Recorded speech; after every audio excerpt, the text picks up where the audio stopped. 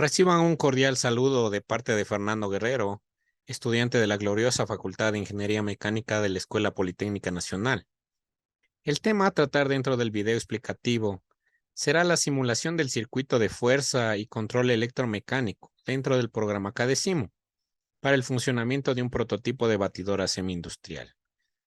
Dentro del entorno gráfico del circuito de fuerza, se muestran los elementos eléctricos constitutivos que irán conectados a una red de 120 voltios, que emularán las veces de una acometida básica de baja tensión. Los elementos que componen al circuito de fuerza ordenados de arriba hacia abajo son la alimentación o fuente de energía eléctrica de corriente alterna compuesta por una fase, representado por la letra L, un neutro que está representado por la letra N, y la protección a tierra, que está representado por las letras PE. A continuación va conectado el disyuntor de nombre Q1, le continúan los contactos de fuerza del contactor K1 y a continuación va conectado el variador de frecuencia de nombre V1. Le sigue el relé térmico de nombre RT1 y al final se encuentra conectado un motor trifásico adaptado a trabajar como un motor monofásico para los fines explicativos de esta simulación. Mientras que en el circuito de mando se compone de una fuente de baja tensión de L y N, el disyuntor, la configuración del variador de frecuencia que tenemos al lado izquierdo, los pulsadores normalmente abiertos y normalmente cerrados que encontramos en la parte inferior, y en el circuito de mando están como condiciones lógicas de electromecánicas de este circuito. También tenemos contactores o relés con el nombre K más un número, por ejemplo K1, K2, etcétera. Tenemos los timers, que son estos de aquí. Están representados por la letra T más un número, por ejemplo T1, T2, etcétera. Tenemos luces piloto con el nombre L más un número, como por ejemplo L1, L2, etcétera. Y los contactos propios o asociados a contactores, pulsadores y timers, por ejemplo, los normalmente cerrados de T4 que representan al timer 4, y etcétera.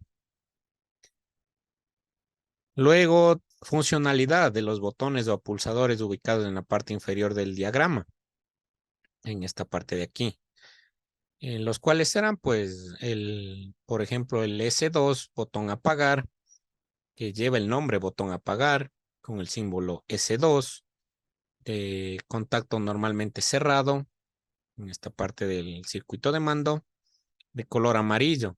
Y el botón será el que desenergizará el circuito desde la parte inicial y podría estar asociado al botón encender, al ser un interruptor de dos posiciones, por ejemplo. A su vez, el botón energizar con el símbolo S1 de color amarillo y normalmente abierto se encuentra en el circuito de mando a continuación de S2 y será el botón que energizará el circuito desde la parte inicial. Mientras que el botón Velo 1, de nombre Velo 1, con símbolo S3, que se encuentra aquí, S3, de contacto normalmente abierto, será el botón que activará el variador de frecuencia y el motor se encenderá con un trabajo de 5 hercios en sentido horario del variador de frecuencia. Nos entregará esto al motor.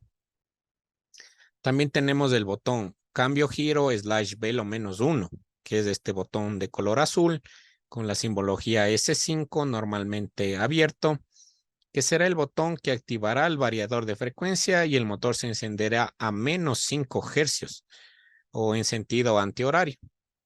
Le hará trabajar en sentido antihorario al motor. También tenemos los botones velo 2 / velo -2 con la simbología S4 y el botón velo 3/-3 con la simbología S6, ambos normalmente abiertos, con la función de que activarán la segunda velocidad y la tercera velocidad respectivamente a una frecuencia de 14 y 20 hercios en el variador de frecuencia, respectivamente, presionando cada uno de estos botones, no al simultáneo. También tenemos el botón eh, de nombre paro, que se representa por el símbolo P, con un contacto normalmente cerrado, el cual tiene la función de desenergizar el circuito hasta el variador de frecuencia. O sea, sigue funcionando el variador de frecuencia, pero se desconectará todo lo demás del circuito de mando electromecánico. Mientras que como final tenemos el botón de paro de emergencia, el cual deberá estar simbolizado por una Z de emergencia en la parte superior con las letras PE de la simbología PE con contacto normalmente cerrado, y la función de este es de desenergizar el circuito por completo e inmediatamente. Todas estas funcionalidades las podemos ver dentro de la simulación activa. Muy bien, una vez hayamos entendido todo lo que son los elementos constitutivos del circuito de fuerza y el circuito de mando, podemos nosotros empezar la simulación activa presionando el botón de play verde que se encuentra en la parte superior en la barra de herramientas que nos dice simulación. Presionamos este botón y empieza la simulación activa. Vemos que al momento todos los circuitos de fuerza y de mando se han condicionado, ¿no es cierto? Que está pintado de un color grisáceo, gris opaco, y solo se encuentra energizado por el momento en el circuito de fuerza L, N y P, que son los cables de entrada, mientras que en el circuito de mando está L y N. Solamente eso se ha energizado. Nosotros procedemos a presionar el disyuntor Q1 y vemos que se pinta de un color rojo. Nos simboliza que ya está funcionando esa parte de los circuitos. En el circuito de fuerza llega la energía eléctrica hasta antes de los contactos normalmente abiertos de K1 que están relacionados con la bobina K1 del circuito de mando.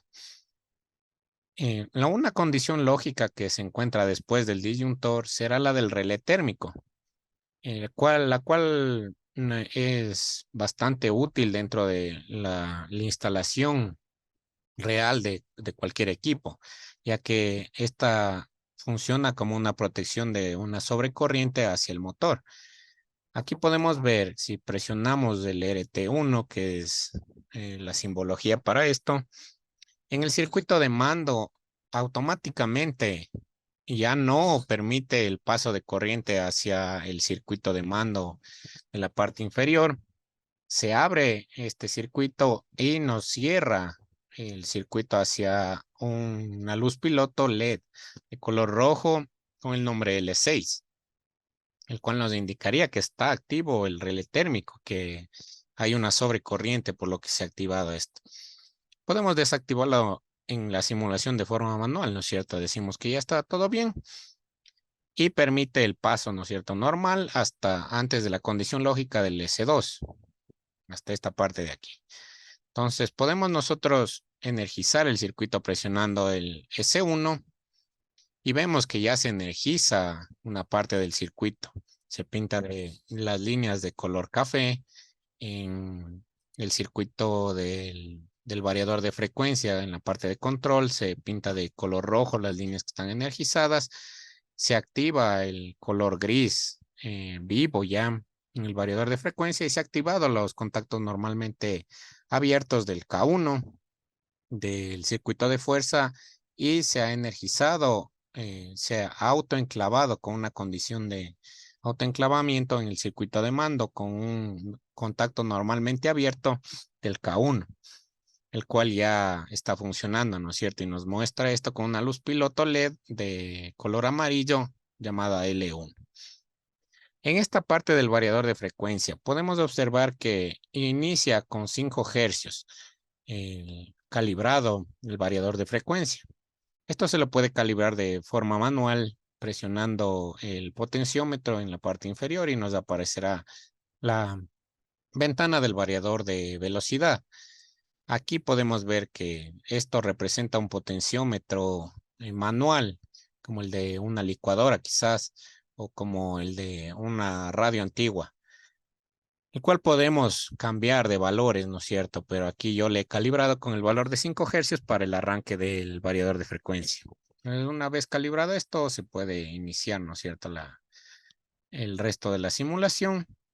Vemos que el variador nos está indicando con un LED verde de nombre LB1 que está funcionando el variador de frecuencia. Entonces, a continuación del circuito en las condiciones lógicas tenemos un contacto normalmente cerrado que representa P, el botón de paro, que desde aquí nos desenergizaría toda la parte derecha del circuito de las condiciones lógicas que hemos puesto aquí.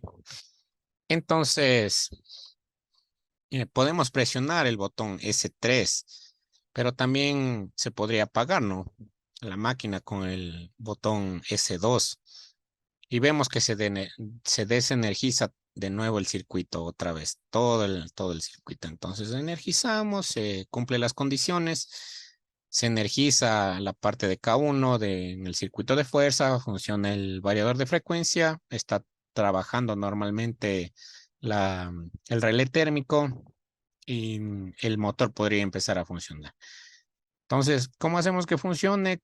Presionando la velocidad, el botón S3 con el nombre velo 1 o hacerlo con la velo -1, que sería el botón S5 de color azul, que en este caso también nos dice que sirve para el cambio de giro.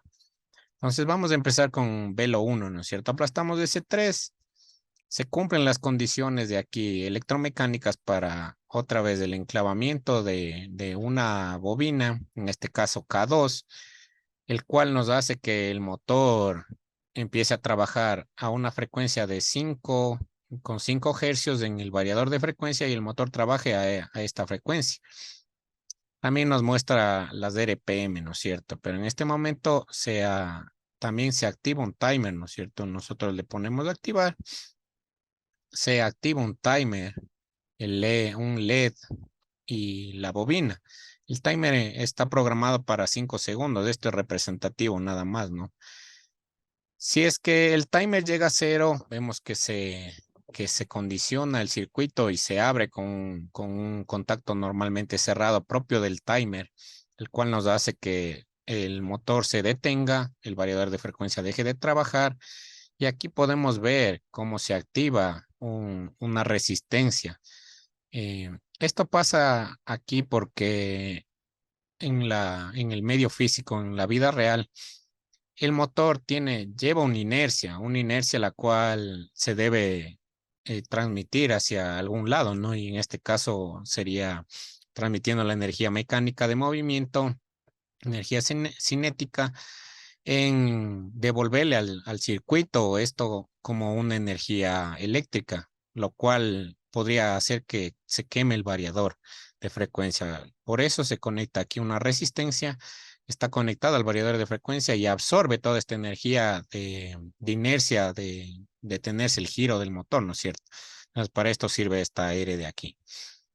Nosotros activamos con la velocidad 1 y vemos que esto se energiza, empieza el motor a moverse en sentido horario, trabaja a una frecuencia de 5 hercios del variador de frecuencia y nos da una velocidad de 75 RPM en el motor. Se activa el timer 1, pero también podemos nosotros hacer un cambio de giro.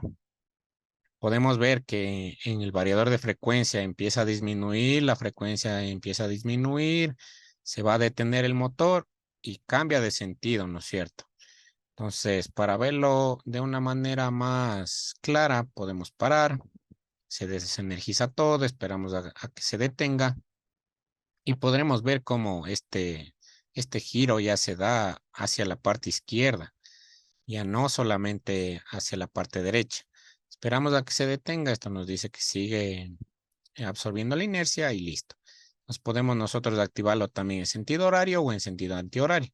Lo activamos con la velo -1, el circuito. Activamos, se activa un timer 2, una K4 y vemos que el motor está moviéndose en sentido antihorario.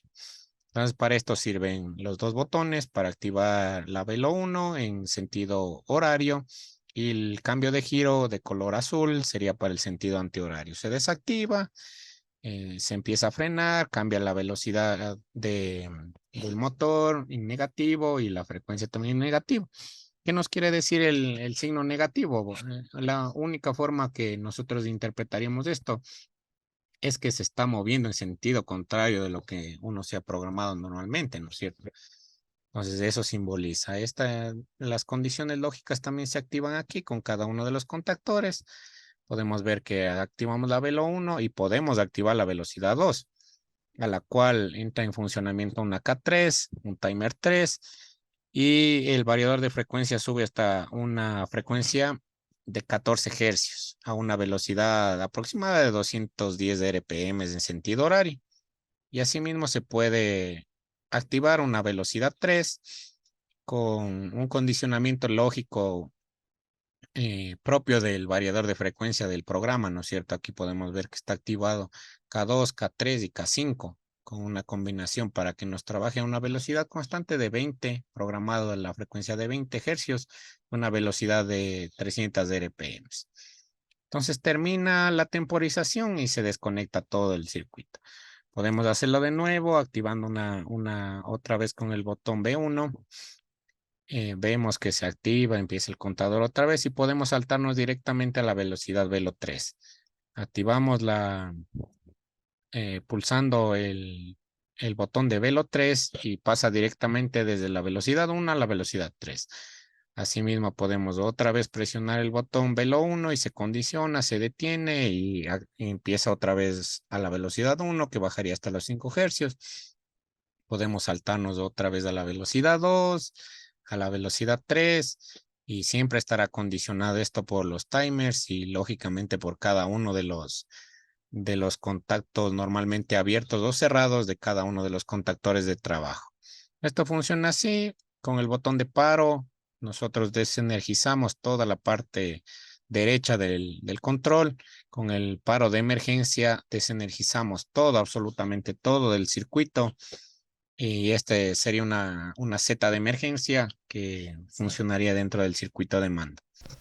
A continuación, presento la simulación del PLC en el programa S7200 y en la interfase PCSIM.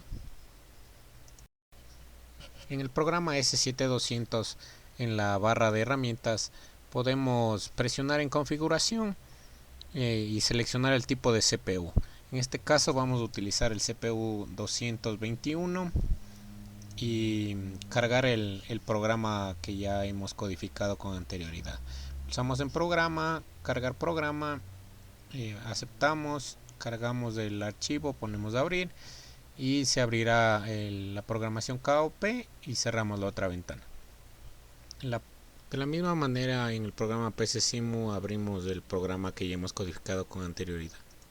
Dentro de estos dos programas nosotros deberemos sincronizar tanto el S7200 como el PCSIMU, por lo que se presionará en S7200 el icono de la computadora de pantalla azul y en el icono de PCSIMU nosotros deberemos también presionar el icono de la computadora y a continuación play en inicio. Así nos daremos cuenta que está trabajando el PLC y podemos presionar el botón de encendido. En este caso empieza a trabajar el PLC. Se nota que está configurado y temporizado para 3 velocidades. En este caso 5 Hz nos dará 75 RPM, 14 Hz 210 aproximadamente y 20 Hz nos darán 300 RPM. En el PCSIMU se muestran elementos constitutivos didácticos que nos ilustran la manera en que S7200 trabaja con entradas y salidas.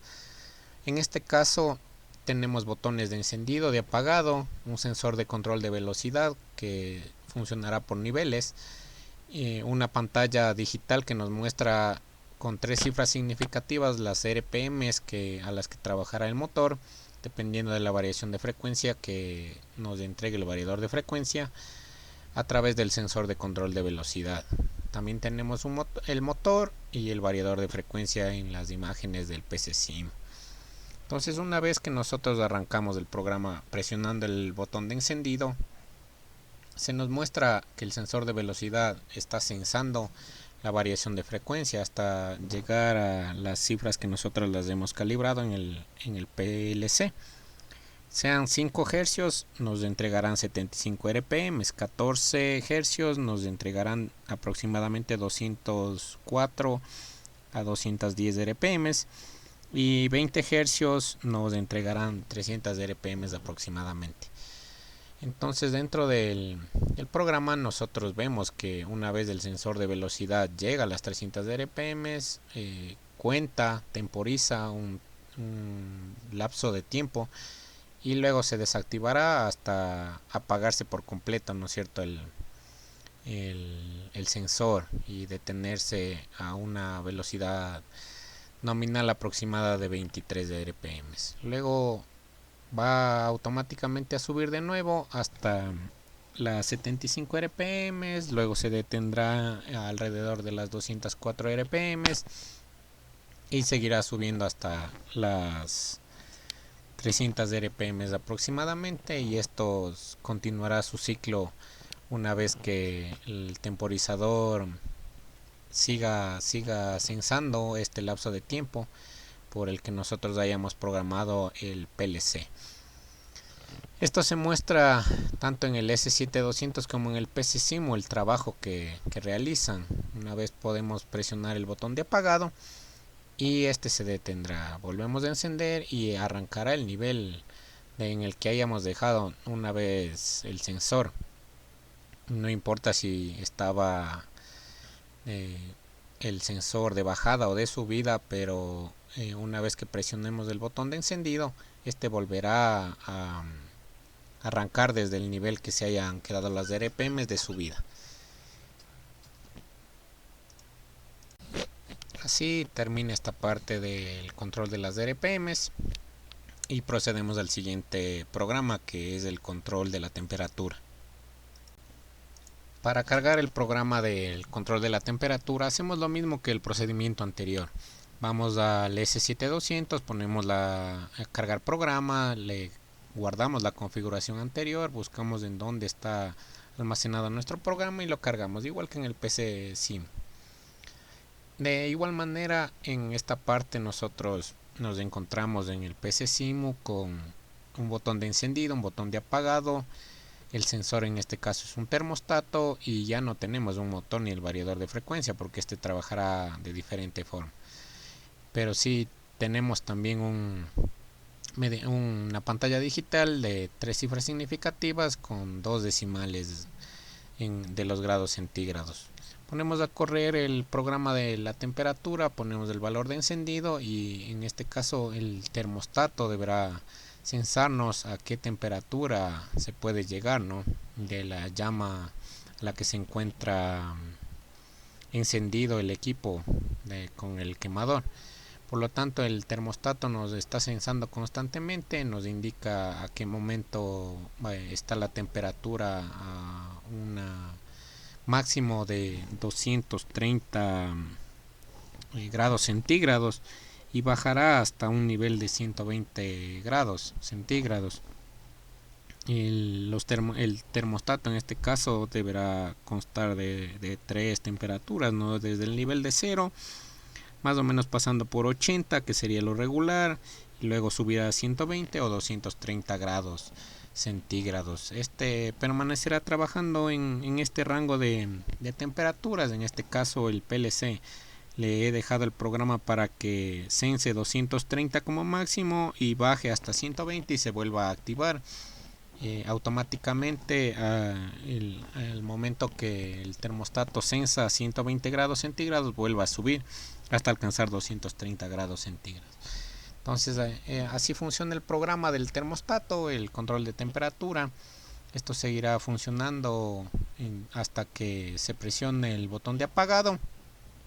el cual nos apagará por completo la llama del quemador, ¿no es cierto? Y el termostato ya no puede volver a funcionar normalmente, por lo que se debería reiniciar el programa de la temperatura y del termostato, ¿no es cierto? Con esto concluimos la parte de la simulación activa en los programas KDesimu, PCsimu y S7200, que forman parte del componente práctico del trabajo de integración curricular del diseño conceptual de una batidora semi-industrial para la elaboración de alimentos, dentro del estudio del componente, análisis de parámetros de funcionalidad y diseño de un prototipo de una batidora semi-industrial de control computarizado para la elaboración de alimentos, desarrollado por Fernando Guerrero. Espero que tengan un excelente resto de día. Me despido sin antes agradecerles mucho por su atención, su tiempo y su participación dentro del proyecto. Hasta una próxima vez.